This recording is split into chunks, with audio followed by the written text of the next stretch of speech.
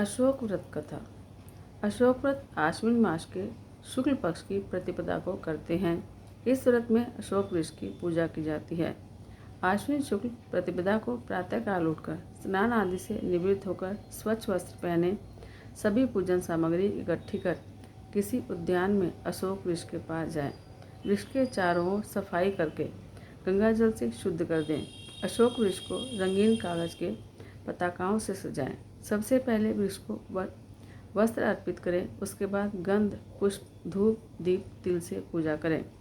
सप्तधान्य, ऋतुफल, नारियल, अनार, लड्डू आदि अनेक प्रकार के नैवेद्य अर्पित करें। अशोक वृक्ष के पूजन के बाद निम्न मंत्र से प्रार्थना करें और अर्घ्य प्रदान करें। पितृ भातृ पति शुश्रू शुश्राणाम तथा च अशोक शोक शमनो भवै सर्वत्र नैकुले। अशोक वृक्ष आप मेरे कुल में पिता, भाई, पति, सास और ससुर आदि सभी का शोक नष्ट करें। प्रार्थना के बाद अशोक वृक्ष की परिक्रमा करें और ब्राह्मण को दान दें। अगले दिन सुबह पूजा करके भोजन करें।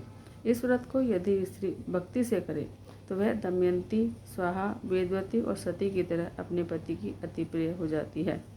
वनगमन के समय सीता जी ने भी मार्ग में अशोक वृक्ष का भक्तिपूर्वक गंध, पुष्प, धूप, दीप, नैवेद्य, तिल, अक्षत आदि से पूजन कर प्रदक्षिणा की थी।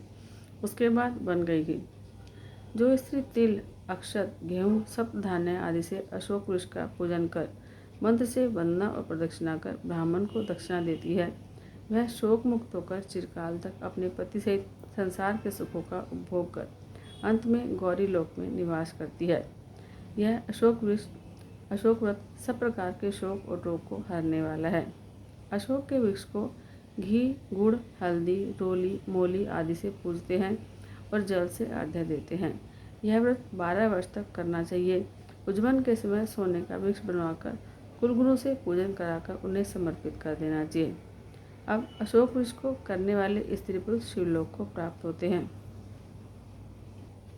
अशोक व्रत के संबंध में एक प्राचीन कथा है कि रावण की नगरी लंका में अशोक वाटिका के नीचे निवास करने वाली जानकी माता को इसी दिन हनुमान जी द्वारा श्री राम का संदेश और मुद्रिका प्राप्त हुई थी, जिस कारण इस दिन अशोक वृक्ष के नीचे माता जानकी और हनुमान जी की प्रतिमा स्थापित कर विधिवत पूजन करना चाहिए। इस व्रत के करने से भगवान आपके जीवन को शोक से रहित करते हैं, जीवन मंगलमय हो जाता है।